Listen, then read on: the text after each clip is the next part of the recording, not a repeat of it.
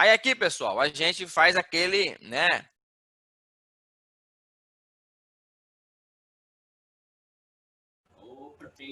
Ficou mudo. Travou de Caiu novo de seu novo. áudio aqui, professor. Sorry. Eu acho que aquele negócio do áudio não era no meu computador, não. Não, dessa vez fui eu que aqui... Olha, rapaz, como é que pode? Tá cortando de novo. Cara, que trava aqui seu áudio, a gente não escuta seu de jeito nenhum, rapaz. Vai ficar acontecendo as 3 vezes.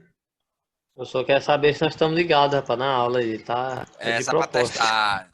Exatamente. Olha aí, é um cabo esperto. Esse cara tem cara de botafoguense, o Edivan. Mas Ave Maria. então, o MEI, pessoal, o MEI, ele não é porte, tá? Assim como ele não é natureza jurídica. Por quê? Porque o MEI, o porte dele é microempresa. Isso aqui está lá no cartão de CNPJ. Quando você emite o cartão de CNPJ, você vai ver porte, ME, microempresa. Você vai ver o quê? Você vai ver a natureza, empresário individual. Então, no final das contas, que cargas d'água é o MEI? O MEI, pessoal, ele é o quê? Ele é um segmento do Simples Nacional, tá? Ele é um pedacinho do Simples Nacional. Então, imaginemos aqui, lá em 2006, né? Tudo bonitinho. Aí foram lá e criaram o quê? Criaram o Simples Nacional. Só que aí vira o quê? Vira enorme informalidade. Um monte de ambulante, um monte de profissionais, né? De prestadores de serviço que não contribuíam nem para o INSS, nem com o próprio governo. E aí essa galera toda lá na frente ia querer se aposentar e não tinha contribuído para a Previdência, aí vem aquele buraco, aquele rombo da Previdência, que ninguém contribuiu, mas quer se aposentar. Então assim, começa a ter aquela bola de neve e um monte de gente na informalidade. Um monte de gente vendendo doce, né? Você vê essas barraquinhas de cuscuz, você vê pedreiro, pintor, gente que está começando a trabalhar agora, até nós, né? Vou abrir o escritório, abre ali sem nenhum tipo de legalização. Então, assim, nesse universo todo, nós estamos falando hoje, por exemplo, né, de mais de 8 milhões de pessoas, né? Que eram informais e que hoje estão na formalidade, na legalidade.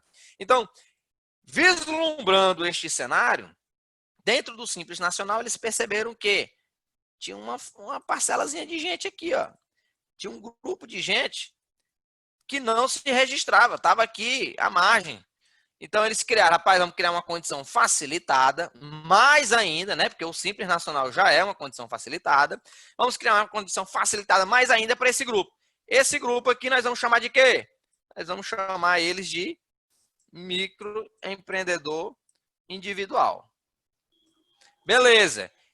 Eles vão ser apurados pelo Simples Nacional? Não, porque se eles forem apurados pelo Simples Nacional, eles estão aqui dentro desse grupo, como todas as outras. Então a gente vai ter que criar um sistema específico para eles. Então nós vamos criar o Simples para o MEI. Então daqui de dentro surgiu o quê? O CIMEI. Ao invés de aplicar para eles diretamente o Simples Nacional, eles aplicam o princípio, né, o raciocínio do Simples Nacional, mas específico para MEI.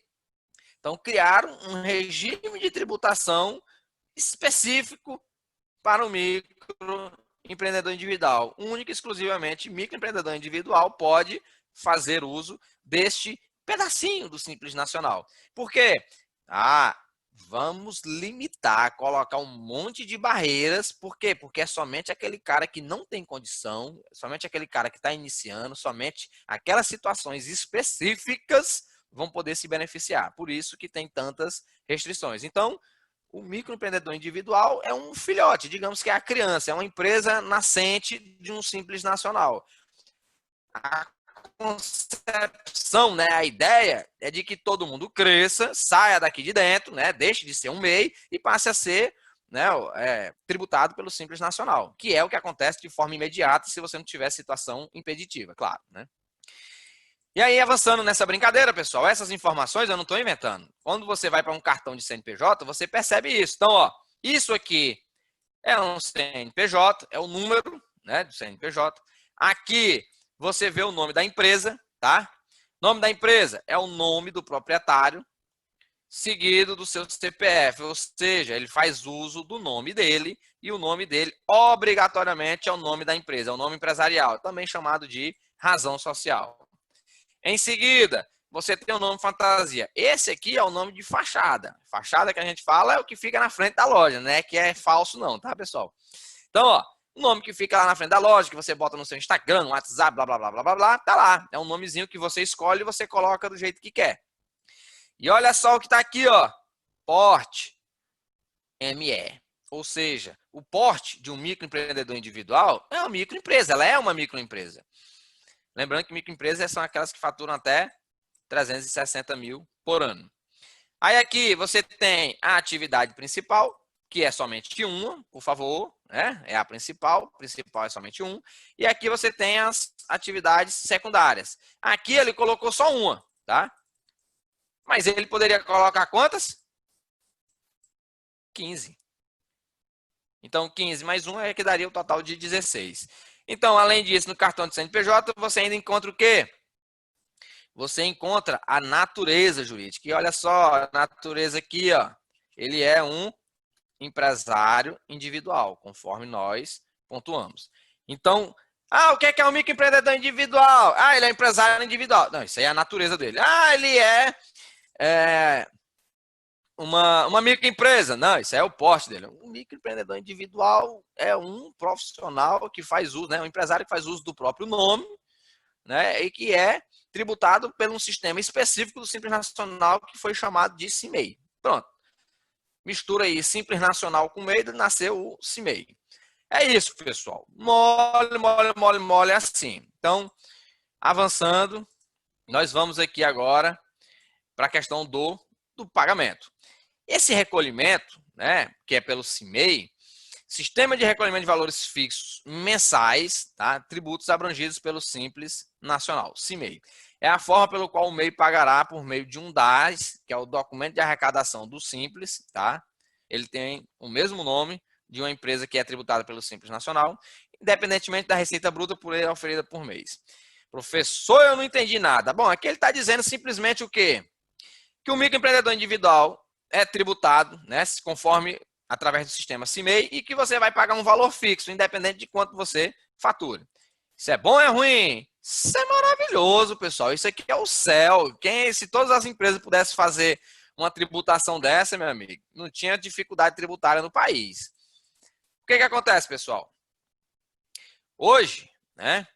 Hoje, nós temos as possibilidades de tributação. Meu Deus, cadê meu pincel? Tá aqui. Como é que funciona? A constituição dos valores devidos, né, por um microempreendedor individual. Você vai pagar 5% sobre o salário mínimo, tá? Hoje o salário mínimo é R$ 1.045. Logo, o INSS corresponde a R$ 52,25. Além disso, você pode pagar, né? Pode, porque depende da sua atividade. Você pode pagar R$ 5,00, né? Mais R$ 5,00 se você for uma empresa prestadora de serviço. E pode pagar mais R$ 1,00 se você for uma empresa comercial ou industrial. Então, percebam que R$ 52,25 mais R$ 5,00 mais R$ 1,00, o máximo que um microempreendedor individual pode pagar por mês é de R$ 58,25. Isso aqui, se ele fizer tudo. Se ele for o quê? Se ele for borracheiro, né? Aqui ele pode o quê? Aqui ele pode fabricar o pneu, consertar o pneu e pode vender o pneu. Perceba que ele fez todas as atividades, né? Todos os segmentos possíveis. Então ele aqui, ele é indústria, ele é serviço e ele é comércio. Então, um microempreendedor individual que for os três, né, que for tudo, ele vai pagar R$ 58,25. Professor, mas ele é só prestação de serviço. Não, se ele é só prestação de serviço, ele vai pagar R$ 52,25 mais R$ 5,00, que é do imposto sobre serviço. Ou seja, ele vai pagar 57. Professor, e 25, né? Professor, mas ele não presta serviço. Ele só vende os pneus. Não tem problema. Também você faz o cálculo. Você faz o quê? você vai pegar 52,25 mais R$1, que é de comércio e indústria. Então, ele vai pagar o quê? 53,25. Então, é mole, mole, mole assim. E aí, aqui, o que é o raciocínio, pessoal? Você, né? Você vai pagar esse valor independente de quanto você faturar.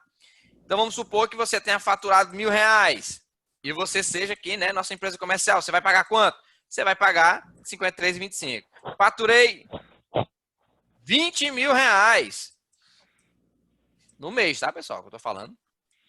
Você vai pagar os mesmos 53,25. Rapaz, eu não faturei nada, não vendi nada. Você vai pagar os mesmos 53,25. Então, percebam que é um valor fixo, independente de quanto você faturar, porque ele não está preocupado em quanto você fatura. Desde que você não ultrapasse 81 mil nos 12 meses, tanto faz. Tanto faz. Porque você vai pagar o mesmo valor, isso já foi projetado, calculado e pensado para funcionar dessa forma. E aí você pensa, para o município não vale a pena, para o governo não vale a pena. Não, peraí. Você pega 8 milhões de pessoas hoje que estariam na ilegalidade, na informalidade, e multiplique isso agora por esse valorzinho pequeno. Então você pega 8 milhões e multiplique pelos R$ 52,25. Isso é Dinheiro o valor. demais. Isso é o valor, pessoal, que vai para quem? Por mês? Por mês, não é por ano, né? Então você pega 52,25 e multiplica por 8 milhões, que já com certeza já tem mais do que isso hoje. É o valor que vai para onde? Vai para o INSS. É uma outra renda que ninguém pagava, não pagava um centavo. Entende? Pega 8 milhões, né? Tudo bem que não vai ter isso tudo, mas pega a quantidade de empresas que existem, né, no município e multiplica por 5. É a quantidade de dinheiro que entra no cofre da prefeitura todo mês. E assim, o Estado, né? Multiplique por R$1. Né? Por o Estado é o que entra menos, né? Mas multiplique pelo R$1, ainda assim. Por quê? Porque o Estado vai pegar do Estado do Maranhão inteiro. Não é só o microempreendedor individual de Imperatriz. É o microempreendedor individual do Estado. Imperatriz só recebe o dos R$5 correspondentes à Imperatriz. Então, se a Imperatriz hoje tem em torno aí de 10 mil microempreendedores individuais, então é em torno aí de quê? De R$50.000 que entra na prefeitura todo mês. É um dinheiro. É um dinheiro que antes você não tinha nenhum tipo de controle, nenhum tipo de ganho. E observação, isso é somente o ganho direto. Não vamos nos esquecer dos ganhos indiretos, que é o quê? É o fato de você ter uma empresa maior trabalhando com uma empresa menor, e isso faz com que gere mais tributos para a prefeitura. É o fato de você ter geração de renda, é o fato de você ter, eventualmente, funcionários também trabalhando, né, para cada uma dessas empresas. Então, tudo isso é um efeito que vai fazendo com que a economia melhore e vá crescendo. Então, é muito importante, né? O trabalho da micro e pequena empresa para o desenvolvimento socioeconômico, não é só econômico, é socioeconômico. É muito importante. Tem muitos trabalhos acadêmicos nesse sentido, inclusive, para os senhores aí que já estão caminhando para a reta final, é um bom tema para ser abordado, tá? Ainda, pessoal, eles são isentos aqui, ó, de contribuições de PIS, COFINS, imposto de renda, contribuição social, IPI, muita coisa, né? Por quê? Porque eles só pagam isso aqui, INSS, ICMS e ISS. Não pagam mais nenhum tipo de tributo. Todos aqueles restantes que nós apresentamos nas duas primeiras aulas, microempreendedor individual não paga, ok?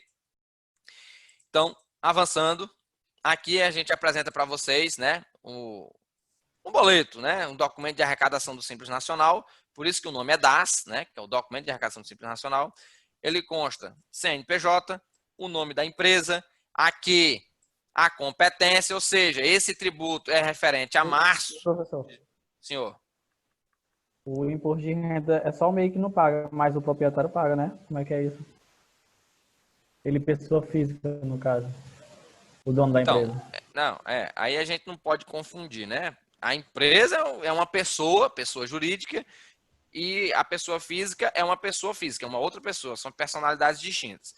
Nós não temos como dizer, né, que, por exemplo, o Maicon, né, que nós estamos usando aqui de exemplo, nós não temos como dizer que o Maicon, ele pagou imposto de renda como pessoa física. Eu não tenho como dizer isso, eu não sei. Ele tem que fazer a declaração do imposto de renda dele se ele se enquadrar em uma daquelas situações.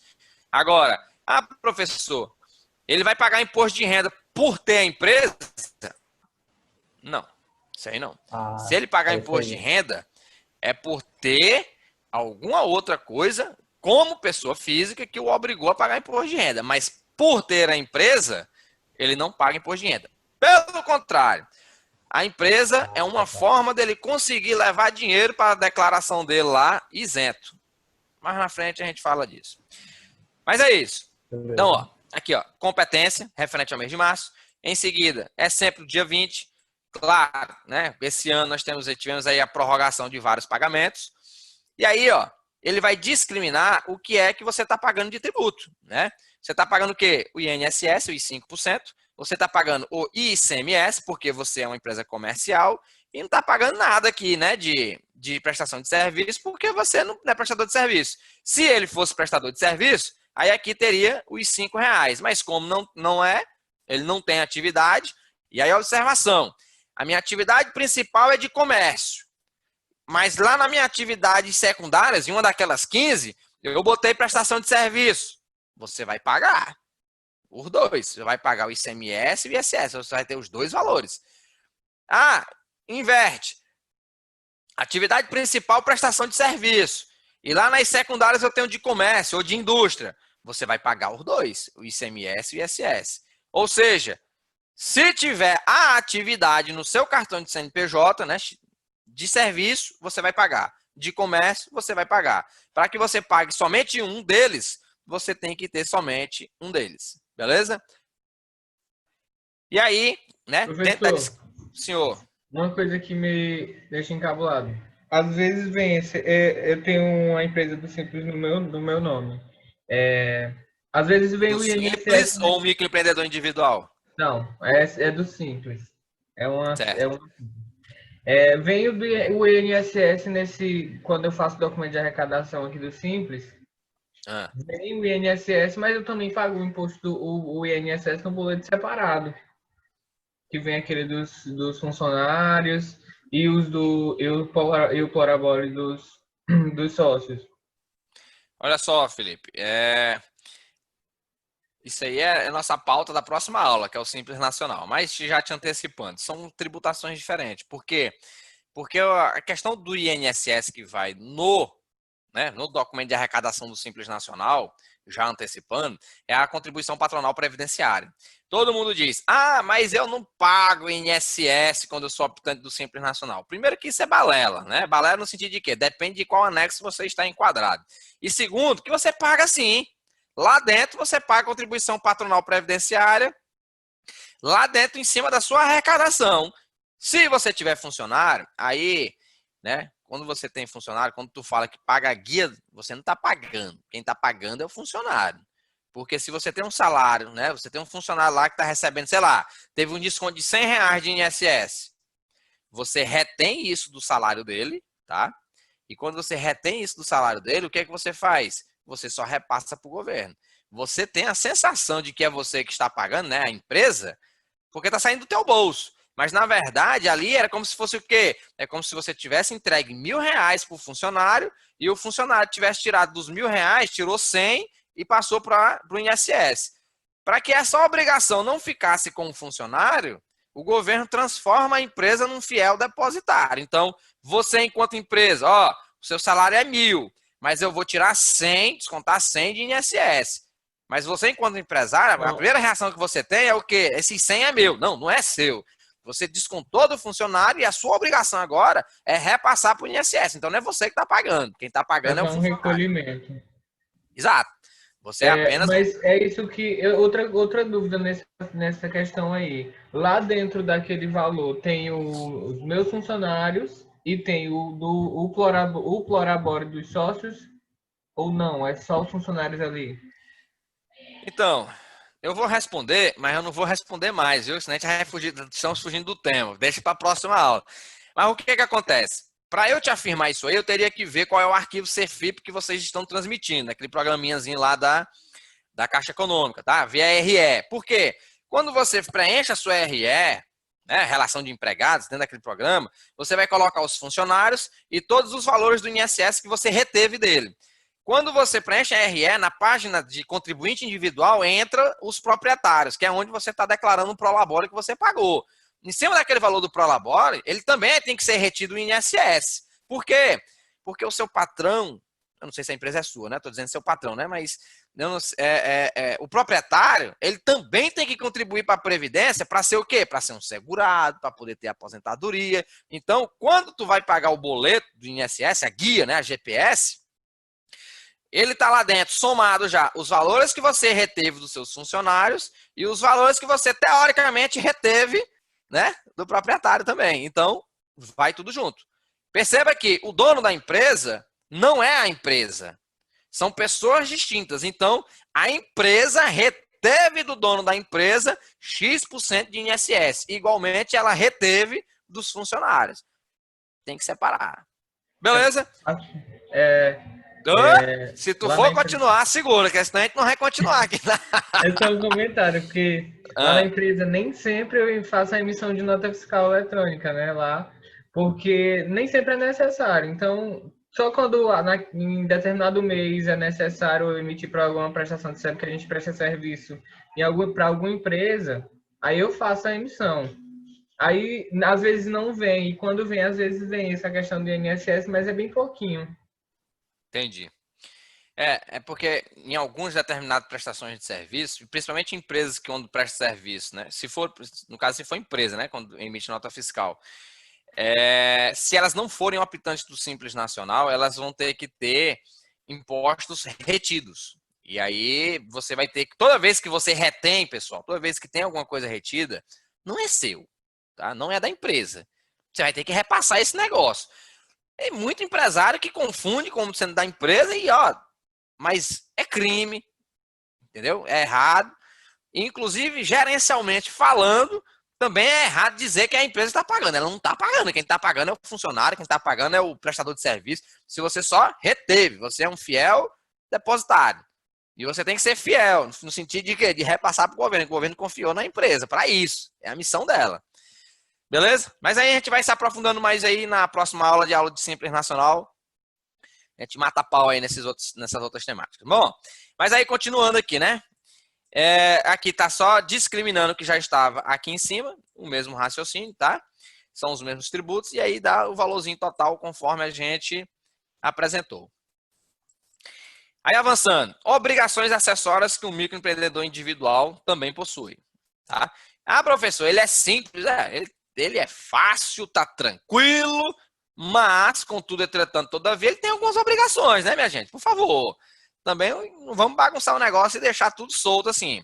Então, o MEI, ele é dispensado de emitir nota fiscal para a pessoa física, tá? Mas, se quem estiver comprando ou recebendo o serviço dele for pessoa jurídica, ele é obrigado a emitir a nota, tá bom? Então, perceba que o MEI, na maioria das vezes, né, em muitos casos, ele vai estar vendendo para pessoa física. Então, na maioria das vezes, o microempreendedor individual não emite nota. Por quê? Porque o governo não está interessado se tu faturou 0 ou se tu faturou o limite, 81 mil. Ele não quer saber. Ele vai receber o mesmo valor, então tanto faz. Professor, e como é que o governo vai saber se eu estourei? Para isso aí eles vão atrás, isso aí eles descobrem. E eles descobrem como? Porque hoje tudo é eletrônico, minha gente, né? Hoje tudo é eletrônico. Professor, mas se eu não emito nota fiscal, como é que eles vão saber? Bom, meu amigo, se você usa conta bancária, cartão de crédito, né? Compra as coisas no seu CNPJ, né? Se for em dinheiro vivo. Mas eu não compro no CNPJ, mas tu compra as coisas no teu CPF. Pronto, tá aqui. A faca e o queijo na mão para eles te descobrirem tudo. É banco, cartão, CNPJ, CPF. Tudo que tiver atrelado a isso aqui, eles vão fazer uma varredura. E aí, eles fazendo essa varredura e identificando que você quebrou isso aqui, aí, meu amigo, eles expulsam e nem te comunicam. Quando tu vai perceber, igualmente chegou, né, um empresário conosco. E aí ele chega, vim emitir o meu boleto. Você vai tentar emitir o boleto dele, só chega lá, né? Você acessa, você não é microempreendedor individual, você precisa ser um microempreendedor individual. E olha, você foi expulso. Aí ele, ah, mas como assim eu fui expulso? E ó, sem fazer pesquisa, sem ver nada, eu posso lhe dizer, você faturou mais, ou você faturou, ou você comprou mais do que o que devia, do que era permitido. Ah, mas eu nunca declarei, não sei o que, não sei o que. Sim, mas vamos lá. Esse dinheiro, tu recebe ele em espécie e guarda num cofre ou debaixo do colchão, ou tu leva ele pro banco e tu recebe por cartão? Não, eu recebo por cartão, transferência. Pronto, morreu. Por que que morreu? Pessoal, as instituições financeiras, elas são obrigadas a repassar o relatório de todas as contas que tenham isso aqui, né? Acima disso aqui de movimentação. Ah, professor, e o sigilo fiscal? Né? O sigilo bancário? O sigilo é só para não ser divulgado, mas para você ser fiscalizado, esse sigilo não existe não. Eles vão atrás sim e vão pegar você. Vão lhe notificar, vão lhe excluir. Então, meu amigo, se passou pela sua conta, né? Se passou pela sua conta, seja ela pessoa física ou pessoa jurídica, acima de 10 mil, acabou. Você vai ter essa notificação. Ah, professor, eu quero enrolar. Como é que eu faço, meu amigo? Só se você for igual aquela galera dos anos 40, dos anos 10. Só trabalha no dinheiro, não aceita cheque, nem cartão, nem transferência, nem nada, tem nem conta. Guarda tudo dentro de casa, mas eu não recomendo, não. Eu acho que você vai ser roubado, você vai perder esse dinheiro, vai dar alguma merda aí no meio do caminho. É melhor trabalhar direitinho e evoluir. Hoje em dia, a maioria dos empresários buscam aquelas máquinas de cartão que não declaram diretamente para o governo a transação. Você recebe direto e não declara a transação. Cai dentro de uma conta virtual, onde você pode usar aquele cartão virtual para fazer outras coisas. Eu entendi. Só que o que acontece? Né? O nível, né? A continuidade dos sistemas é a da integração. Tá? Isso aí vai bater. Por quê? Porque movimentações financeiras elas ficam todas registradas, não tem jeito. Por exemplo, eu não sei se vocês conhecem um site chamado Cobre Fácil. Ele é uma plataforma o quê? Você emite duplicatas e tal. Ele deposita direto na sua conta. É tudo online, é tudo digital, né? Você não tem. Fica o recurso lá guardado com eles. Até o ano passado, né? E eu trabalho com elas. Até o ano passado, eles trabalhavam de uma forma que não tinha nenhum tipo de comunicação, não era atrelado nada ao CPF e tal. Você criava o seu cadastro, dizia qual era a conta que você queria que depositasse dinheiro, acabou. E ia rodando isso aqui. Apesar de que até foge aí da história do cartão virtual, onde você já consome, compra direto, mas similar ao que está acontecendo com o auxílio emergencial, com o saque do FGTS. Mas nesse caso aqui, por exemplo, esse ano eles me obrigaram a assinar um termo. E aí nesse termo, por exemplo, a conta ela já tinha que ser vinculada ao meu CPF, tá? Eu não podia fazer cadastro, fazer o recebimento e colocar numa outra conta, por exemplo. Se eu fosse cadastrar como CNPJ, a conta tinha que ser no meu CNPJ. Ou seja, já está amarrado. Ou fica amarrado à empresa ou fica amarrado a você enquanto pessoa física. E eu tive que assinar um maldito termo lá de lavagem de dinheiro e declarações. Ou seja, o que acontece? Acontece que gradativamente, cada uma das instituições, elas vão sendo cobradas, elas vão sendo, né, inseridas dentro desse processo. É um processo gradativo. Passo a passo, ninguém fica fora, pessoal. Ninguém. Até um dia desse os bancos não informavam, mas hoje já informam. Então, todo mundo vai chegar. A ideia é, vamos trabalhar direitinho, tá? Declarar o que realmente tiver que ser declarado. E, meu amigo, é caro. Meu amigo, mais caro ainda é multa, mais caro ainda são as outras situações. Por quê? Porque quando você é autuado, a tributação, né? Além da tributação que você vai ter que pagar, você vai ter que pagar as próprias multas. Então, não é legal, não compensa, o crime não compensa. Então, vamos colocar o negócio da maneira correta e declarar o valor. Essa questão da regularização também é até a confiabilidade para o empresário da garantia do dinheiro dele é melhor, porque, por exemplo, eu usava lá na empresa uma máquina de cartão que ela tinha não declarava para o governo, caía em uma conta digital. Sim. E eu depois transferia para uma conta que estava no nome do meu pai. Sim. Enfim, eu tive um prejuízo de R$ 1.080 que a empresa reteve, nunca me devolveu, já tem um tempão. E aí eu tive até que trocar de máquina de cartão, e a que eu uso agora, ela declara diretamente para o governo e cai direto numa conta minha vinculada ao CPF ou CNPJ. Que é o melhor. É o melhor, porque não adianta, entendeu? pessoal, é aquela história. A carga tributária é alta e tal. Aí você vai ter que compensar isso aí de outra forma. Compensar vendendo mais, né? Prestando ajustes financeiros. Porque vai sair mais caro. Depois vai sair mais caro. Esse caso específico que eu contei, né? O que acontece? Como ele foi excluído, ele entrou lá para o Simples, então ele era obrigado, né, a fazer as declarações da DIEF, ele tinha que fazer um monte de coisinhas, né, mensais. E aí, nessa brincadeira, ele era uma empresa comercial, nessa brincadeira, simplesmente por não ter declarado a DIEF, ele vai lá ter que pagar a sua multinha lá, né, de R$ 250 ali por mês, de DIEF não declarado. Então, percebe que para quem pagava R$ 50 por mês, você tem que pagar 250 vezes 7, o cara fica louco, entendeu? O cara fica doido com um negócio desse. Sendo que ele não ia ter pago nada, né? Ia ter que pagar o contador, mas ele não ia ter pago nada se já estivesse fazendo tudo direitinho, tudo declarado. Porque um cara que podia faturar só 81 mil, o cara faturou com mais de 200. Então, moço, pelo amor de Deus, moço, você está com mais de 200 mil, não quer ter um contador? Por favor, né? Me valorize. Eu sou contador, estou lhe atendendo aqui, mas eu sou contador também. Então, assim, é uma forma até de valorizar a nossa classe, tá, pessoal? A gente sempre tem que instruir a fazer aquilo que é o correto, até para nos respaldar, nos proteger, enquanto profissional, conselho de ética e tudo mais. Mas é isso. Avançando. Além disso, o MEI tem que fazer a declaração anual, tá? E aí aqui, ó, o cara chega lá, é um negócio absurdo, né? Outra coisa aqui, ó. Entra até nessa parte, por exemplo, da declaração. As pessoas são tão acostumadas a sonegarem que quando ela vai lá fazer a declaração anual do MEI, ela não paga nada, absolutamente nada. Ela tem que ir lá e dizer, rapaz, eu faturei tanto. Aí as pessoas chegam lá e quer botar 5 mil, quer botar 1.000, quer botar valores bem pequenos.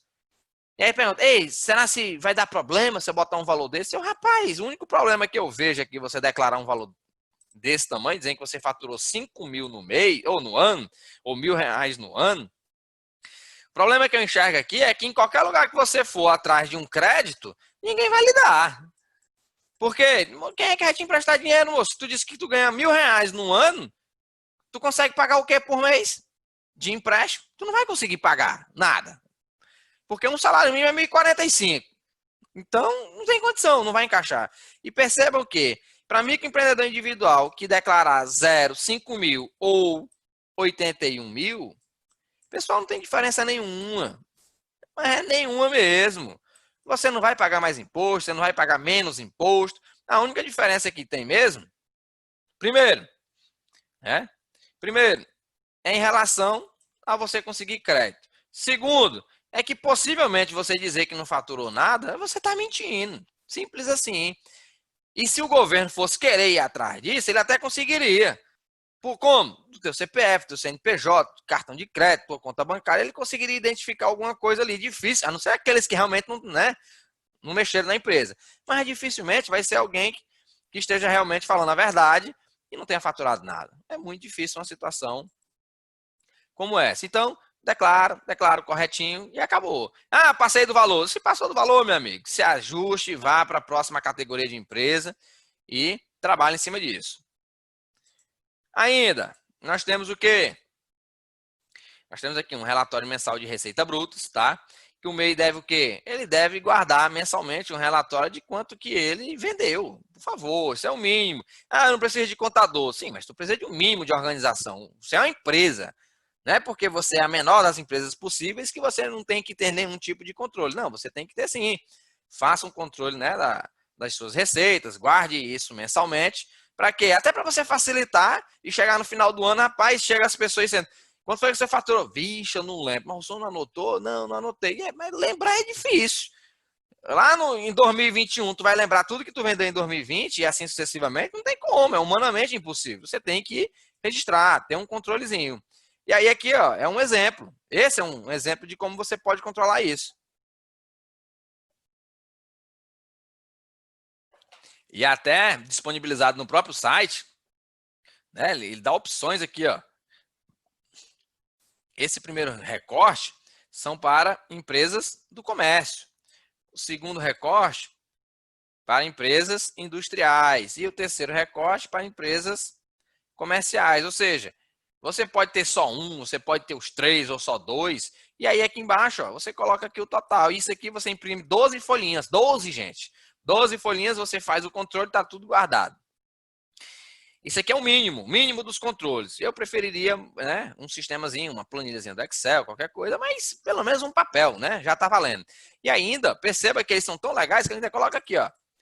Com a dispensa de documento fiscal, ou seja, não emitir nota fiscal, com nota fiscal. E aqui o total. Em cada um deles é a mesma sistemática. Então, para quê? Para que você tenha um controle. Ó, vendi R$100 aqui sem nota, R$1.000 com nota, então vendi 1.100. Então, nesse sentido.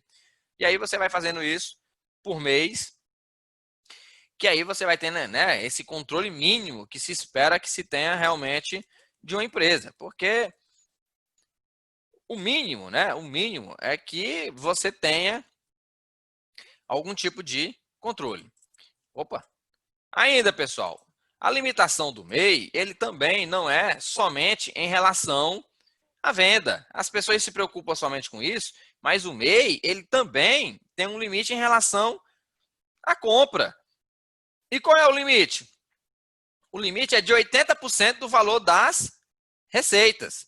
Então, perceba que se o MEI tem um valor de teto, né, máximo de 81 mil, logo, o limite de compras, né, 80% de 81 mil, vai ser de 64.800. Então, veja que esse controle não deve ser somente das vendas.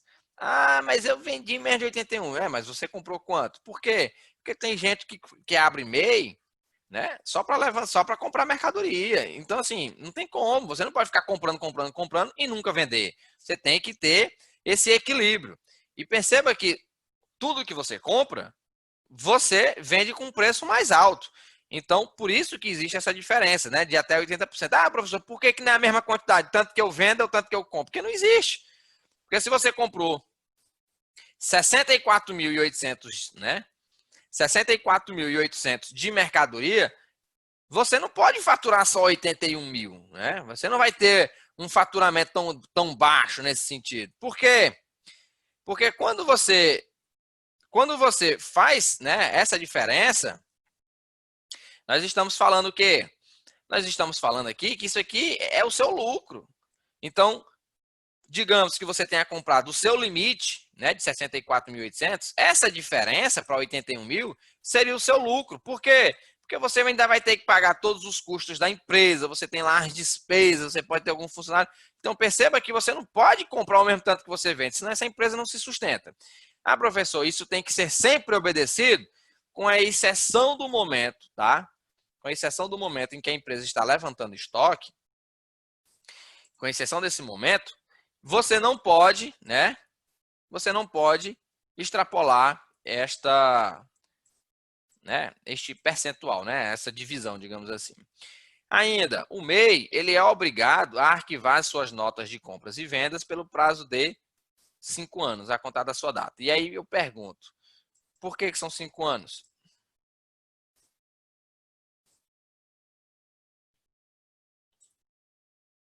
Por que são 5 anos?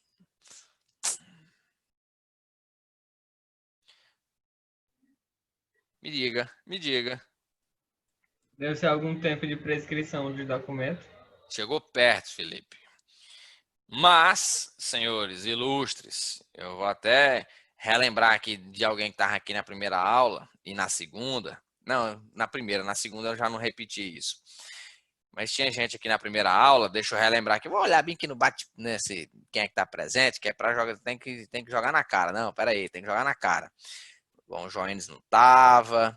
A Dayana. Dayana! Por que é que são 5 anos?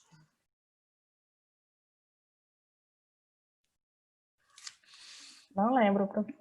Eita, rapaz. Rapaz, o Felipe falou aí para nós uma coisa bonita, né? Prescrição. E ele está parcialmente correto. Só que antes da prescrição, Felipe, nós temos a decadência. Tá? Então, assim, o prazo de decadência, ele é de 5 anos. Então, se não houver nenhum tipo de lançamento, nenhum tipo de registro, nenhum tipo de notificação, ou seja, não houve nenhum tipo de né, de busca, de fiscalização, então significa que aquela situação decaiu, então ela não pode ser mais cobrada, tá? Então, por isso é que são 5 anos, por isso que nossa declaração de imposto de renda nós temos que guardar pelos últimos 5 anos, sempre funciona assim por causa da decadência. A prescrição, ela começa a contar após a decadência. E qual é o prazo de prescrição? Também de 5 anos. Só que o início da contagem de prescrição é somente após o prazo de decadência. E aí eu não vou explicar isso aqui de novo, mas vai estar na aula, vocês podem rever quando eu postar, né? Que eu fiz o favor de não postar, mas eu vou postar para os senhores e aí podem estar revendo. Então, avançando, né? É por conta disso que você tem que guardar a sua papelada. O MEI está dispensado de quê, minha gente? O MEI está dispensado de escrituração fiscal, está dispensado de livro caixa e está dispensado, né, de emissão de notas fiscais às pessoas físicas. Então aqui a gente está apresentando para vocês, né, de forma assim mais resumida, o que é que o MEI está dispensado. Claro, ainda tem uma série de outras coisas, mas a gente vai fazendo aqui uns pequenos resuminhos. Desenquadramento. O desenquadramento da situação de microempreendedor individual pode acontecer por duas formas. Uma, por opção, ou seja, eu não quero mais ser, né, um microempreendedor individual, então se ele não quer mais ser, ele vai lá e se desenquadra. Né? Eu quero migrar. E a outra é por questões de obrigatoriedade. Obrigatoriedade, obviamente, é quando deixar de atender algum dos requisitos, tá? Algum dos requisitos que nós apresentamos para vocês agora há pouco. Como que? Como, por exemplo, do faturamento, como, por exemplo, da quantidade de funcionário. Então, essas situações, elas vão estar condicionando obrigatoriamente, ou seja, você não tem opção, você está obrigado a desenquadrar como MEI. Ainda, a comunicação, ela... Opa, peraí. Passei um aqui. Volte. Bom, aqui é um quadro resumo, né, da questão do desenquadramento por faturamento, tá? Você ultrapassou os 81 mil previstos, você vai estar desenquadrado. E aqui é um quadro resumo dos efeitos do desenquadramento a partir do momento em que você foi desenquadrado.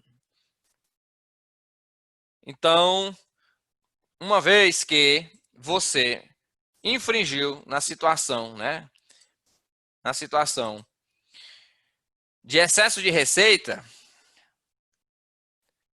aqui, excesso de receita em mais de 20%, ou seja, 81 mil, né?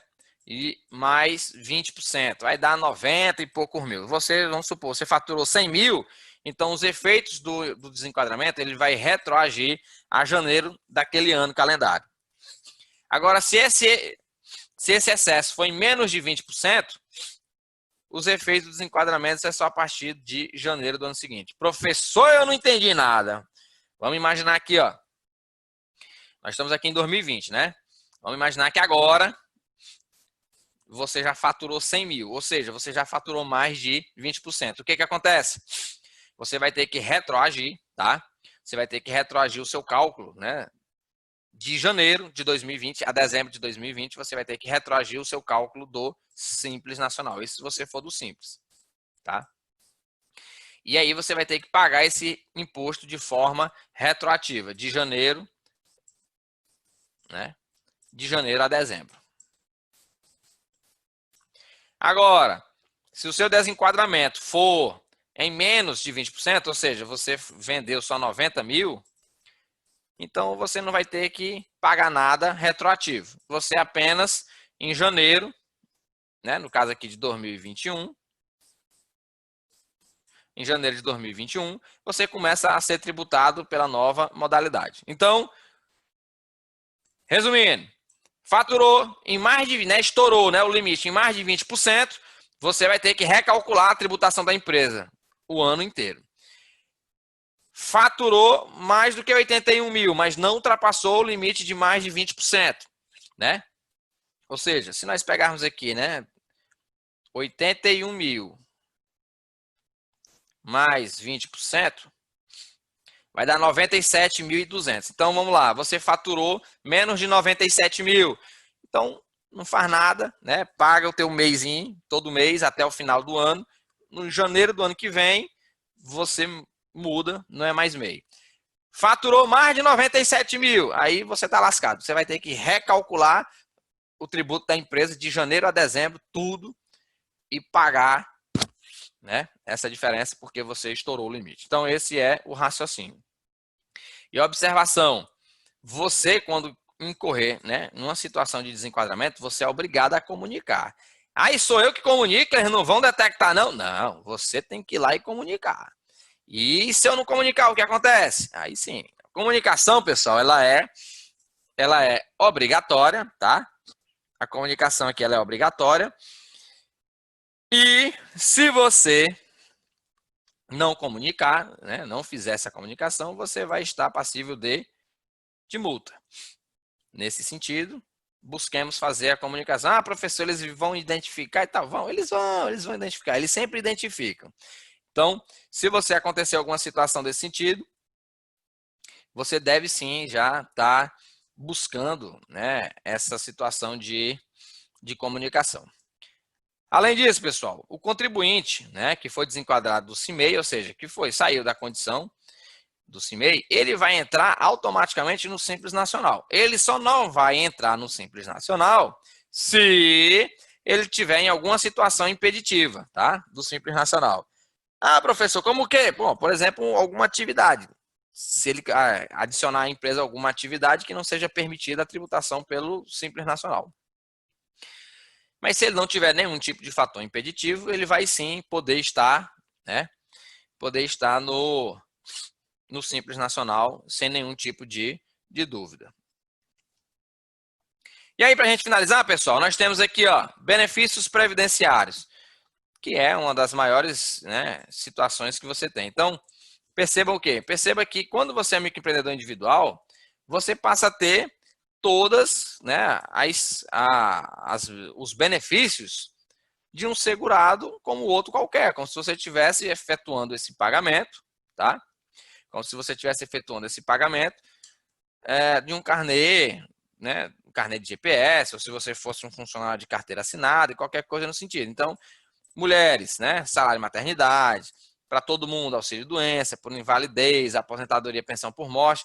Se bem que essa aposentadoria aqui, por idade, na verdade, agora, né, é até que todo mundo morra. Então, mulheres, 62 anos e os homens com 65 anos. Auxílio reclusão, em caso de prisão, auxílio acidente. Então, perceba o que? Os benefícios do INSS, você passa a fazer jus aos benefícios do INSS. E com isso, ilustres, vocês são um segurado, como outro qualquer. E isso é uma das maiores vantagens, uma vez que é uma das formas mais baratas que você tem hoje de estar contribuindo. Beleza, ilustres?